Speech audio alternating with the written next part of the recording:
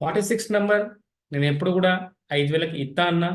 కానీ నేనేం చెప్పాను, నాకు ఎలాంటి సంబంధం లేదు 46 నంబర్ గురించి. ఒకవేళ మీకు కావాలంటే తీసుకోండి. తర్వాత నన్ను కాల్ చేసి అడగద్దు, మీరు కోటేశ్వర్ అయ్యారా, లక్షాధికారి అయ్యారా, మీకు ఏమైనా ప్రాబ్లం వచ్చినా నన్ను అడగద్దని నేను 46 నంబర్ గురించి చెప్పాను. 46 నంబర్కి నేనేం పెద్ద శత్రు కాదండి.